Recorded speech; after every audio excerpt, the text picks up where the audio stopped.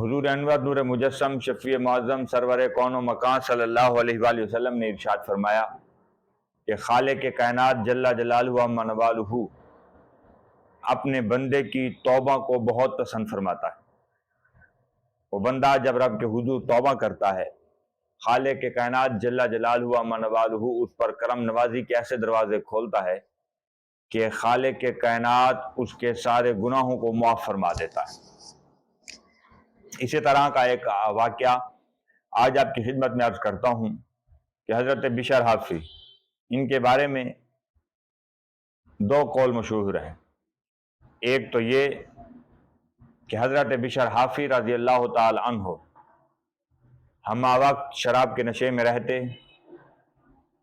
ایک دن ایسا ہوا کہ حضرت بشر حافی مے خانے میں، شراب خانے میں سو رہے تھے، یکا یک دروازے پر دستک ہوئی۔ بشر حافی اس مے خانے کے، شراب خانے کے مالک تھے۔ دروازے کو کھولا، قدم ڈگمگا رہے تھے، ننگے پاؤں تھے۔ دروازہ جب کھولا تو وقت کا ولی کامل شراب خانے کے دروازے پر کھڑا تھا۔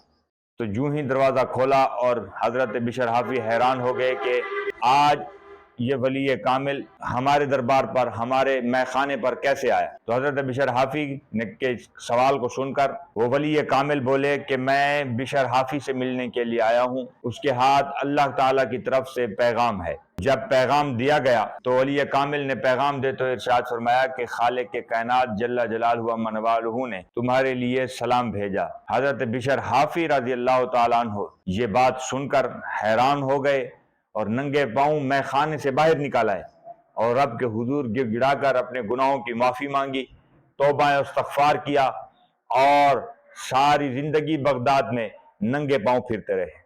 بشر ان کا نام تھا، حافی کہتے ہیں ننگے پاؤں والے کو۔ تو کسی شخص نے سوال کیا کہ اے بشر حافی، آپ ننگے پاؤں کیوں گھومتے ہیں؟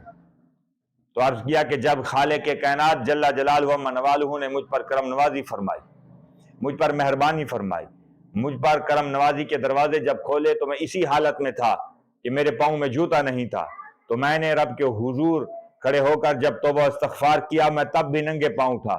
یہ عادت مجھے اس قدر پسند ہے کہ میں اسی حالت میں رب کائنات کو پسند آ گیا، بس میں نے اپنی حالت کو تبدیل کرنا گوارا نہ کیا۔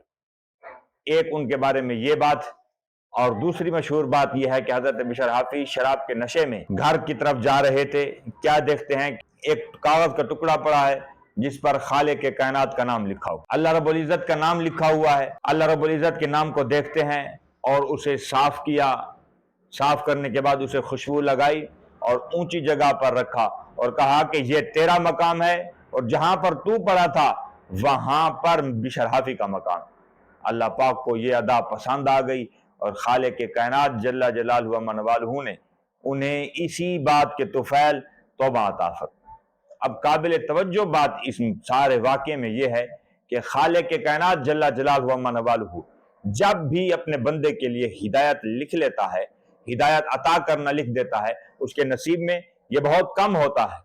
اور خالق کائنات ایسے خوش نصیب لوگوں کو آپ دیکھیں کہ رب کائنات نے ان کے لیے ہدایت لکھ دی لیکن ان کے اعمال ایسے نہیں، لیکن خالق کائنات فرماتا ہے چونکہ میں نے اس کے نصیب میں ہدایت لکھ دی ہے تو اسے گھسیٹ کر بھی اپنے دربار میں لانا پڑا تو خالق کائنات اسے لاتا۔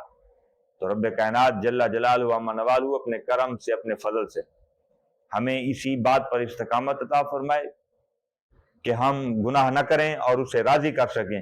رب کائنات ہمیں توبہ استغفار کرنے کی توفیق عطا فرمائے۔